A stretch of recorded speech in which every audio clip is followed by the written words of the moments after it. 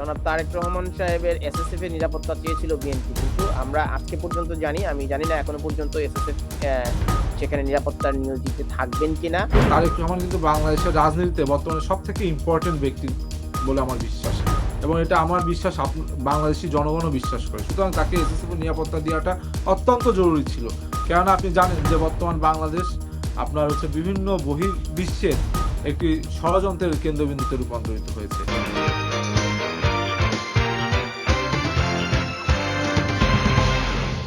জনাব তারেক রহমান সাহেবের এসএসএফ এর নিরাপত্তা চেয়েছিল বিএনপি, কিন্তু আমরা আজকে পর্যন্ত আমি জানি না এখনো পর্যন্ত এসএসএফ সেখানে নিরাপত্তার নিয়োজিত থাকবেন কিনা। এই বিষয়টিকে আপনি কতটা ঝুঁকিপূর্ণ মনে করছেন? কারণ আমরা দেখেছি যে ধারাবাহিকভাবে এই যে ভারত বিদ্বেষী একটা অবস্থান রয়েছে, মবের সংস্কৃতি রয়েছে, গণমাধ্যমগুলোতে হামলা হয়েছে, হাদির উপর এভাবে গুলি করে আততায়ীরা হাদিকে হত্যা করেছে। তো তারেক রহমানের মতো এমন একজন শীর্ষ নেতার বাংলাদেশে প্রত্যাবর্তন, তার নিরাপত্তা নিয়ে আপনাদের সন্তুষ্টি রয়েছে কিনা? নিরাপত্তার তো শঙ্কা আমরা অবশ্যই রয়েছে। এটা শুধু আমরা যারা বিএনপি রাজনীতি করি তাদের নয়, বরং জনসাধারণের রয়েছে। এছাড়া আপনার দেখুন, আগামীকাল তারেক রহমান আসবেন। তারেক রহমান কিন্তু গত ১৭ বছরে উনার বক্তব্য প্রচারে যখন বাধা ছিল, নিষেধাজ্ঞা ছিল, কিন্তু আমরা বিভিন্ন সামাজিক যোগাযোগ মাধ্যমে যখন তার বক্তব্য দেখতাম, প্রত্যেক বাংলাদেশী কিন্তু মনে করত, যারা গণতন্ত্রের পক্ষে শক্তি তারা মনে করত যে তারেক রহমানের কণ্ঠে তাদের কণ্ঠস্বর উচ্চারিত হচ্ছে। সুতরাং আমার মনে হয় তারেক রহমান কিন্তু বাংলাদেশের রাজনীতিতে বর্তমানে সবথেকে ইম্পর্টেন্ট ব্যক্তি বলে আমার বিশ্বাস, এবং এটা আমার বিশ্বাস বাংলাদেশি জনগণও বিশ্বাস করে। সুতরাং তাকে এসএসএফ এর নিরাপত্তা দেওয়াটা অত্যন্ত জরুরি ছিল। কেননা আপনি জানেন যে বর্তমান বাংলাদেশ আপনার বিভিন্ন বহির্বিশ্বের একটি ষড়যন্ত্রের কেন্দ্রবিন্দুতে রূপান্তরিত হয়েছে। এখানে বিভিন্ন রাষ্ট্র তাদের ওই যে বিভিন্ন সময় আমরা এখন দেখছি সামাজিক যোগাযোগ মাধ্যমে যে গিনিপিগ হিসেবে বিভিন্ন রাষ্ট্র কিন্তু বাংলাদেশকে গিনিপিগ হিসেবে দেখতে শুরু করেছে। অর্থাৎ কিন্তু তারা এখানে বিভিন্ন ধরনের কিন্তু তিনি তো টেস্ট চলমান হচ্ছে। এখনো রাষ্ট্রের দায়িত্বশীল কোনো ব্যক্তি নন। তিনি অবশ্যই একটি বড় রাজনৈতিক দলের শীর্ষ নেতা। আহ, কিন্তু এসএসএফটি তো রাষ্ট্রীয় বাহিনী। রাষ্ট্রীয় এই বাহিনীটি তো শুধুমাত্র প্রেসিডেন্ট, প্রধানমন্ত্রী তাদেরই নিরাপত্তায় নিয়োজিত থাকেন। তো তারেক রহমান যখন প্রধানমন্ত্রী হবেন তখন নিশ্চয়ই তিনি এসএসএফ পাবেন। প্রধানমন্ত্রী হওয়ার আগে থেকেই এসএসএফ এর এই সুবিধাটা গ্রহণ করা কতটুকু যৌক্তিক? দেখুন, আপনি যদি বলুন, আমরা আমাদের জায়গা থেকে বলেছি যে এসএসএফ এর যদি প্রয়োজন হয় সেটা দেওয়া যায়, কিন্তু তারেক রহমান কিন্তু তার পক্ষ থেকে কখনো বলেনি, বা বিএনপি কিন্তু লিখিতভাবে কোনো ধরনের এসএসএফ এর জন্য অনুমতি কিন্তু এখন পর্যন্ত চায়নি। আপনারাও দেখেছেন। আমরা দেখেছি যে গত কয়েকদিন আগে এই অন্তর্বর্তীকালীন সরকার রাষ্ট্রের বিভিন্ন ঝুঁকিপূর্ণ ব্যক্তি যারা ঝুঁকিতে রয়েছে তাদেরকে গানম্যান সরবরাহ করেছে। এখানে কিন্তু অনেক রাজনৈতিক নেতৃবৃন্দ সেটি প্রত্যাখ্যান করেছে যে না, আমাদের গানম্যানের প্রয়োজনীয়তা নেই, আমরা মনে করি সকল প্রার্থীরই নিরাপত্তার প্রয়োজনীয়তা রয়েছে।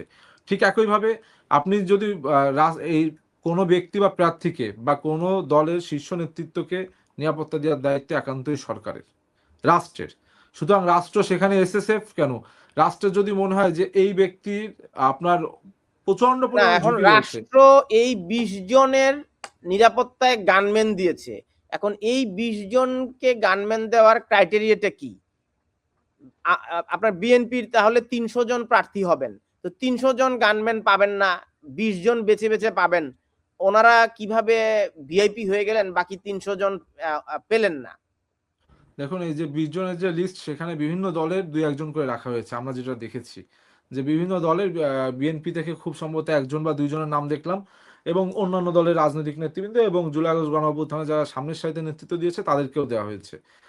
সুতরাং এটা কেন কোন প্রক্রিয়া দেওয়া হলো সেটা কিন্তু আমার জানা নেই। এটা অন্তর্বর্তীকালীন সরকারের যারা স্বরাষ্ট্র উপদেষ্টা রয়েছে তিনিই ভালো বলতে পারবেন, এবং এটা কিন্তু ইতোমধ্যে অনেক রাজনৈতিক নেতৃবৃন্দ প্রত্যাখ্যান করেছে। সুতরাং সম্পূর্ণরূপে একটি টালমাটাল অবস্থা কিন্তু বাংলাদেশে বিরাজমান। এই জন্য আমার মনে হয় যে এই যে নিরাপত্তাহীনতার শঙ্কা, সেই শঙ্কা থেকে আমরা বারংবার বলছি যে তারেক রহমান যেহেতু বাংলাদেশের বর্তমানে আমরা বলছি যে বাংলাদেশী জাতীয়তাবাদে যারা বিশ্বাস করে বা বাংলাদেশের কল্যাণে যারা বিশ্বাস করে, তাদের মূল কণ্ঠস্বর হিসেবে তারেক রহমানকে দেখছি। সুতরাং তারেক রহমানের নিরাপত্তা জারি করা বা নিরাপত্তা নিশ্চিত করা সরকারের পক্ষ থেকে এটা অত্যন্ত জরুরি। নতুবা আমরা দেখেছি যে বাংলাদেশে যখনই কোনো জাতীয়তাবাদী নেতার আপরাইজিং হয়, আপনি দেখুন জিয়াউর রহমান তিনি কিন্তু খুব সহজে বাংলাদেশে রাজনীতি করতে পারেননি। তাকে আততায়ীদের হাতে গুলিতে নিহত হতে হয়েছে।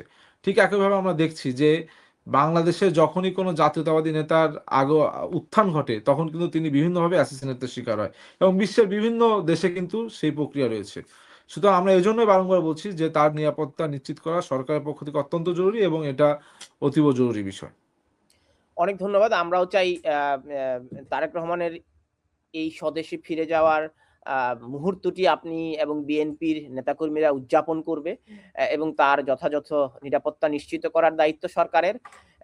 এবং বর্তমানে যে ধারাবাহিকভাবে বিশৃঙ্খল এবং অরাজকতার একটা পরিস্থিতি, অরাজক পরিস্থিতি তৈরি হয়েছে, যেখানে রাজনীতিবিদদের মাথায় গুলি করে হত্যা করা হচ্ছে, সেখানে তারেক রহমানের এই ফিরে যাওয়া নিশ্চয়ই একটি সংস্কার। তবে আশারও এ কারণেই তিনি নিশ্চয়ই বাংলাদেশের গণতন্ত্র ফিরিয়ে আনার ব্যাপারে উদ্যোগ গ্রহণ করবেন এবং আপনি নিশ্চয়ই সেখানে কালকে থাকবেন সেই মাহেন্দ্রক্ষণে। একজন রাজনীতিবিদ হিসেবে নিশ্চয়ই আপনার জন্য এটি অনেক স্মরণীয়। আপনি সেই মুহূর্তের সাক্ষী হবেন। আর পলিটিক্যাল নিউজের পক্ষ থেকে আপনাকে ধন্যবাদ এবং কৃতজ্ঞতা। আপনি আমাদেরকে সময় দিয়েছেন।